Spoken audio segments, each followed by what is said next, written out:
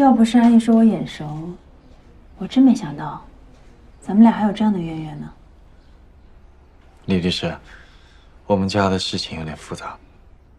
没关系啊，那你好好解释。我是律师，再复杂的案件，我都可以捋出头绪来。具体不太方便说明情况，但是我为我上次的事情给你道歉。道歉要是有用的话，还要我们律师干什么呀？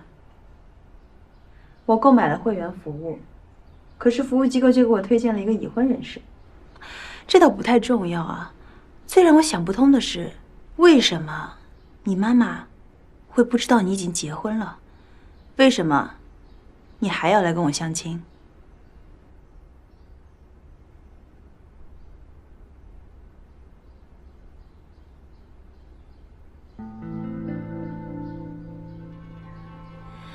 答案呢，我心里已经有几个了，不过都对我们的秦律师非常的不利。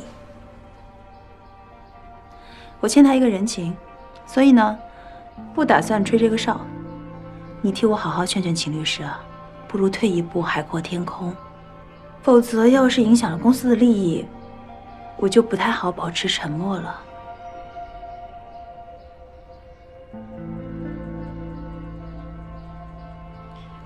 李律师，老公，聊什么呢？没什么，怎么了？一言难尽。李诞，你跟杨华认识啊？不能说认识，但是也不能说不认识。瞧你这话说的，你们俩人到底认识不认识啊？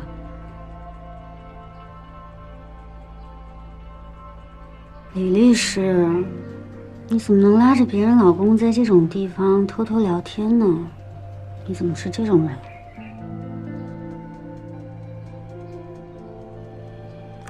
杨先生，那就不好意思了，我只能说实话了。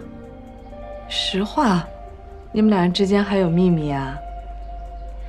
唐总，您记得，您跟金总结婚20周年，杨先生给了我们秦律师一个意外惊喜吗？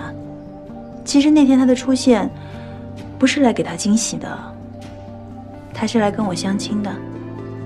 相亲？跟你相亲？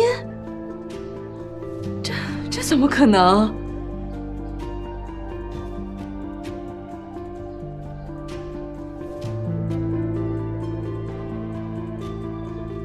秦师，这怎么回事？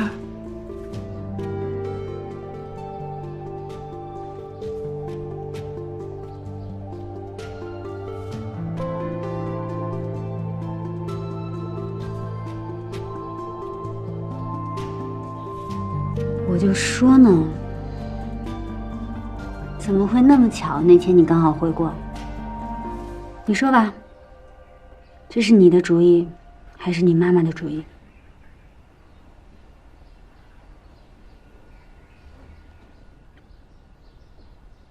你说呀，你刚刚不是挺能说的吗？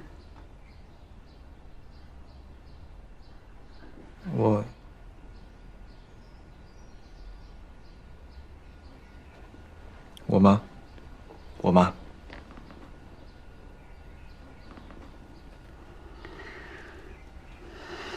我就知道，她一直以来看我都不顺眼，没想到现在竟然用这招。那你诚实的回答我，你知道自己那天去酒店是去相亲的吗？我反对，你们在撒谎。我手里面有相亲网站给我发的你的照片。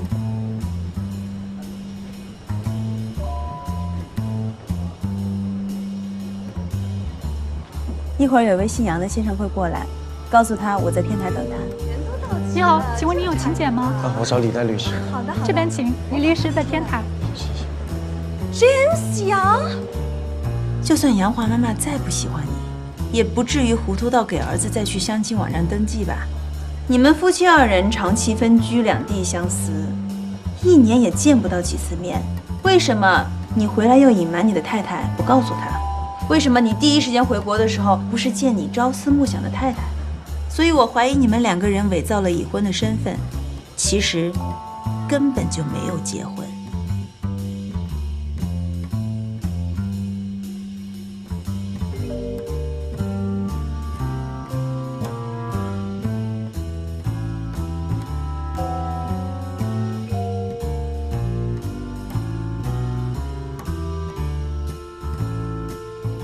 所有的疑问都归结到一点，答案就是你们2个我失业了。失业。什么时候的事情？是1年前。1年前，你失业有1年了。为什么不告诉我呢？我是不是怕你担心吗？哎，等等，你失业有1年了，但你这1年都在哪儿？在国内吗？不，最近才回的国。你都不知道？这怎么可能呢？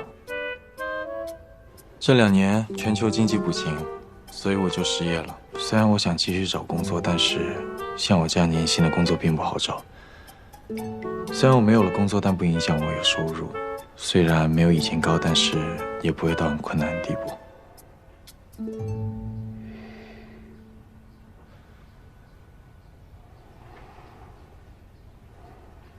难怪你之前一直跟我说，你想要辞职。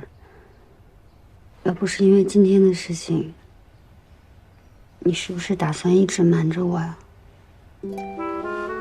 这不怕你嫌弃我吗？真笨蛋！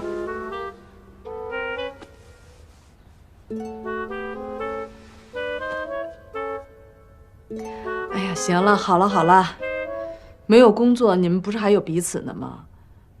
真是，你之前的婚姻好是好，就是完美的有点假，现在可太接地气了。什么夫妻问题、婆媳问题，你是一样都不少，这才是生活呀。谢谢姐安慰我。